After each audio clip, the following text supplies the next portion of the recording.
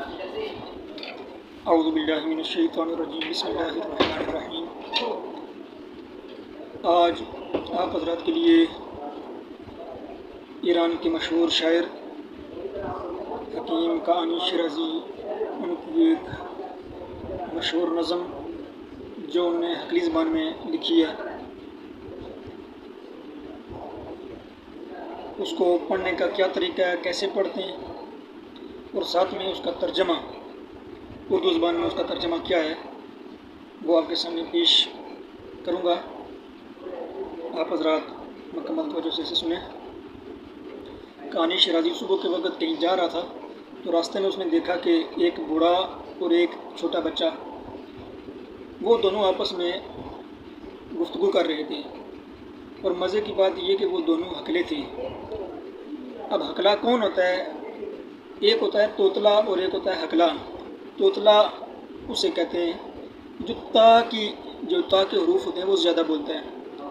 مثال کے طور پر ہم کہتے ہیں کہ ہم بولتے ہیں کہ تم کدھر جا رہے ہو۔ اب کوئی اگر توتلا ہے وہ کہے گا تم کدھر ڈالے ہو، اور ہکلا وہ ہوتا ہے کہ جو ایک حرف کو 2 3 بار یا 4 بار یا اسے بار بار وہ پڑھنے کے بعد جب وہ صحیح حرف ادا کر سکتا ہے۔ تو وہ دونوں بوڑھا اور بچہ وہ دونوں آپس میں گفتگو کر رہے تھے، تو کانی شیرازی نے جب ان کی گفتگو سنی تو اس نے اس گفتگو کو اسی حقلی زبان میں اس نے نظم کی صورت میں پیش کر دیا۔ وہ لکھتا ہے کہ یہ آپ کو مل جائے گی دیوان کامل، دیوان حکیم شیرازی، اس میں وہاں پہ جو قطعات ہیں اس میں آپ کو یہ ملے گی۔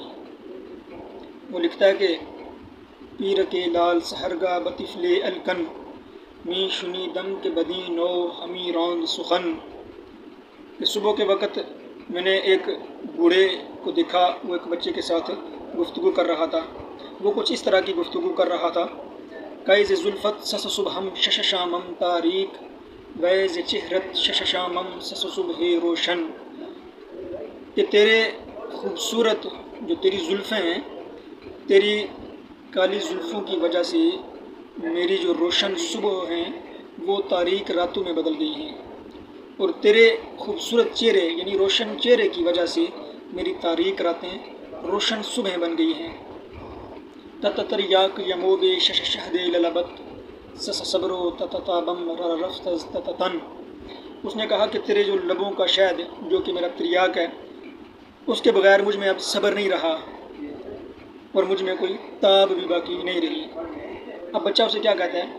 طفل گفتہ مم من را تت تقلید مکن گگ گم شو زبرم اک کم تر ازن، بچہ بولا کہ تو میری نکالی نہ کر اور میرے سامنے سے گم ہو جا، اے عورت ذات سے بھی کم تر بوڑھے۔ ممی خواہی مم مشتی بک کلت بزنم کہ بیفتت مم مغزت ممیان دہن، بچہ اسے کہتا ہے کہ کیا تو چاہتا ہے کہ میں تیرے اس ٹکلے سے سر پہ ایک مکہ رسید کروں جس کی وجہ سے جو تیرا مغز ہے وہ تیرے منہ میں جا کے گرے۔ اب اسے برا کیا کہتا ہے؟ پیر گفتہ بابا واللہ کے معلوم مستی کہ کزا دم من بیچارہ زمادر الکن، بوڑھا بولا کہ اللہ کی قسم مجھے معلوم ہے کہ میری ماں نے مجھے ہکلا ہی پیدا کیا، یعنی میں تمہاری نکالی نہیں کر رہا ہوں۔ اور پھر کہتا ہے کہ ہا ہفتادو ہا ہشتادو سے سال ستفزوں گگا گنگو للالم بخخلا کے زمن، تو اس نے کہا، بوڑھا کہتا ہے کہ 70 سال اور 80 سال اور 3 اس سے اوپر سال ہو گئے ہیں کہ میں جہان کے لوگوں کے سامنے ہکلائی ہوں، یعنی گنگا اور ہکلائی ہوں۔